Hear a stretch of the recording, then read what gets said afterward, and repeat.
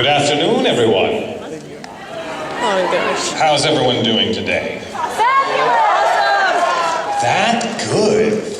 Wonderful. I'm doing well. I have bright lights in my face, so it must be a panel.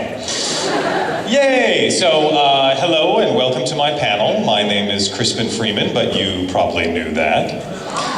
If you didn't, you're in the wrong room. I'm sure they're showing Gundam somewhere else, but not here. I'm here to answer any questions you might have. I believe there is a microphone right over there in that area there. If you would like to ask a question, please walk, do not run to the exits. No. Please keep your seatbelts fastened at all times. Your nearest exit may be behind you. All right, wow. I will do my best to get through as many questions as possible. And please make sure to step up nice and close to the mic so we can hear you clearly. If you need to tilt it up or down so that it points towards this mouth thing that usually makes noise, that would be great. But before we start, I do have a quick announcement. We have a birthday in the room. Happy birthday to Dave, the sound guy. A big round of applause.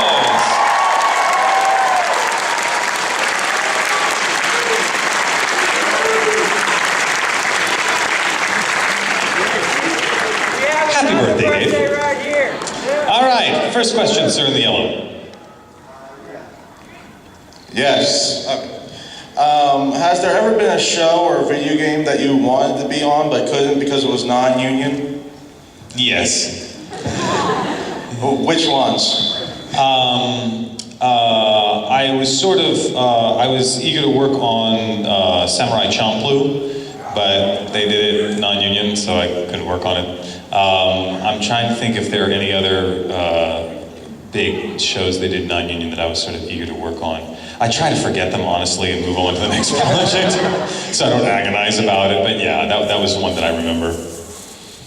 Thank you very much, No and problem. happy birthday. Thank you. Well, happy birthday, Dave. There you go. It's not my birthday. What are your thoughts on Bandai Entertainment pulling the plug to their operations back in March? What are my thoughts? My thoughts are that it's a shame because I really like Bandai Entertainment, and actually a bunch of those guys who worked at Bandai Entertainment here in the US, in the US office, are actually here at the convention. They're doing a nostalgia panel, I think tomorrow morning, which should be a lot of fun. I think it's sad because it's nice to have them here, but it's sort of an economic wake-up call. I think that the Japanese have been a little reluctant to get on board with the whole streaming media concept and distribution. I'm not sure, the Japanese, I think, have not been quite comfortable, have not quite known how to adapt to the requirements of a global media culture. Like, how do you release your content if you make movies and TV? How do you release it to a global audience? Japan has always sort of focused on releasing their content to Japan, and other markets were sort of an afterthought. Now, those other markets have so much access to Japanese content because of the internet and because of piracy that the Japanese companies are, I think, feeling a little overwhelmed and not quite sure how to handle that sort of larger distribution. But things are changing. You know, we have things like Crunchyroll now, and now there are Japanese websites that are distributing anime with English subtitles, almost concurrent releases. So it is changing, but slowly. But that basically, it's an indication of the changing shift in how the economics of entertainment are changing. And then it's not just anime, it's happening in music too. You know, a lot of you probably use Spotify to listen to music on your computers or your mobile devices. Those musicians get paid something when you play their songs, but it's a pittance, it's tiny, it's pennies on the dollar compared to if you buy their CD. So they cannot make a living off the residuals they get from Spotify, you know, and so that whole economic, it's a challenge now with online entertainment. Everybody's trying to figure out how can entertainment and content make enough money so that artists can keep producing it. Because if it doesn't make money, if movies just get watched for free, if music is listened to for free, if anime is watched for free, then the animators and the creators don't get paid and they can't keep working. So that's the challenge. Thank you. You're welcome.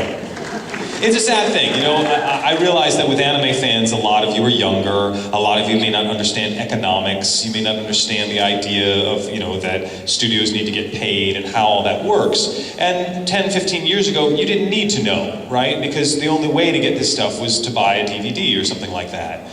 Welcome to the brand new world. In the brand new world, you guys have a lot of input because you're on the internet and you're on chat boards and you can talk to these companies. You've got a lot more access to the artists, to the creators than you've ever had before. And with great power comes great responsibility. Right? You have the power now you have the responsibility. It is up to the audience now to decide whether an art form will live or die. And that audience has to decide if they are going to financially support that art form. If you do not support that art form financially, the art form will die. Gotta sort of put your money where your mouth is. So, next. Hi, I'm a big fan of your podcast, and you talk a lot on it about the importance of being a character versus demonstrating a character. I was wondering if you could elaborate on exactly what you mean by demonstrating versus being? Sure. For those of you who don't know, I do a podcast and blog on voice acting. It's called Voice Acting Mastery at voiceactingmastery.com. You can find it there. You can also find it in the iTunes store. You can search for voice acting or Crispin Freeman and it'll pop right up. You can subscribe to the podcast for free and download the episodes. I've been doing the podcast now for over 2 years. Each episode I try to explain more about voice acting and what it takes to truly work as a professional. I offer classes in Los Angeles as well as online now. I have a bunch of online classes where we work together over webcam and I direct you and help you with your acting. If that's something you're interested in, please check out voiceactingmastery.com. One of the things I talk about with my students is this idea of the difference between being a character and demonstrating a character. Demonstrating a character is doing the things that we read as an emotion, right? If I talk to you right now and I raise my voice and I start sort of yelling at you, I'm demonstrating that I'm angry at you, right? Can't you tell I'm angry at you? Now, everyone in the audience would say, well, he's clearly not happy with him, right? And he's clearly not sad. Clearly he's angry. You can understand that what I just did there looks angry, but it doesn't feel angry, does it, right? It's not the same as if I look at you and say, don't you ever say that again. Don't you look at me. Stop laughing! Right? Now you're believing that I'm really angry, right? Not that I'm angry at you, of course not, you're very nice. That's a demonstration of the difference. Now what's going on inside my head when I do that? When I'm demonstrating the character, I am keeping my own emotions hidden. I am separating myself, Crispin, and hiding it away, and I'm putting up a character. I'm sort of trying to put up a front and say, see how angry I am? See how angry I am? We don't believe it. That's not what you get paid for, right? That's not how you get the big bucks. The way you be it is you say, the character's not angry with you, I'm angry at you. If Crispin is angry at you, now we have something to talk about. Okay, and that's what I mean when you say be the character. And you say, well, is Crispin a big, dark, scary vampire who rips people's heads off?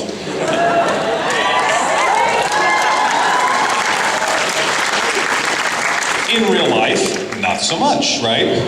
I'm not terribly dark and brooding and gothic. I play a lot of dark, brooding characters. So you ask yourself, well then, what is it? If I'm supposed to bring me and share my emotions to do this, but the character clearly isn't me, you know, I'm not a vampire. You know, rumors to the contrary, I'm not a vampire. What you then have to do is you have to look inside yourself and see what part of you lines up with that character. What part of me gets vicious and angry? Or with Hideki from Chobits, who's sort of hapless and tries his best but always messes up. What part of me is clueless and clumsy? And so that's what an actor is doing, rather than trying to create something in front of them like a puppet that they're using. So hopefully that gives you some sense of the difference between demonstrating a character and being the character. Right? Thank you. You bet. Okay, I wasn't here yesterday, so bear with me if you've been asked this question before, okay? Fine, all right. All right, I know you were part of a series called Knowing. Yes. So, how did you feel playing technically two different characters? Are you talking about the revelation at the end of the show, the second character that I play? Yes. Well, unfortunately, I didn't get to watch the whole show before we started recording. So I didn't know about the second character that I was playing until it showed up. And that's when I looked at the director and said, "Why didn't you tell me? Would have been helpful." I had a similar experience on Young Justice. Since it's aired and been aired for a long time, the first season, there's a whole question about who the mole is. There's somebody who's inside who's giving information to the bad guys. And no one knows who the mole is. It's me! And I didn't know until episode 25 of 26. I'm reading the script and it comes out. And I'm like, what? And then I read 26 and I'm like, oh no! And the producer's a friend of mine, Greg Weissman. And I walked in the studio the next day, I was like, Greg, why didn't you tell me? And it's like, oh, we didn't want you to know, we didn't want to... I'm an actor, I'm not the audience. The audience isn't supposed to know. The actor needs to know in order to plant the seed so that it works well in the process. So, I like to know that kind of stuff going in, but unfortunately, I didn't on Know It. So. Okay, thank you very much. You're welcome. Yay. I have a question about Wolf's Rain. Yes. It's a terribly depressing anime. I was wondering how you felt at the end of the anime.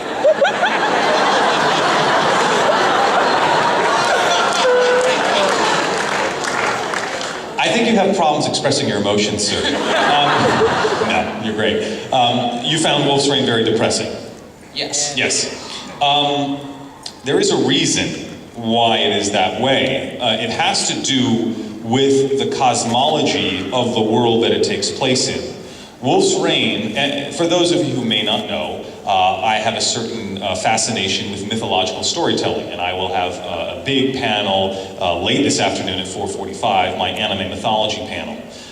There actually is one of my presentations where I talk about Wolf's Rain in detail. Unfortunately, it is not the one I'm doing today, but the point of what I'm trying to get to is, Wolf's Rain is depressing because it is, or it can be seen as depressing. No, it's sad. The end of Wolf's Rain is very sad. Because it is working on a sort of Hindu-Buddhist cosmology.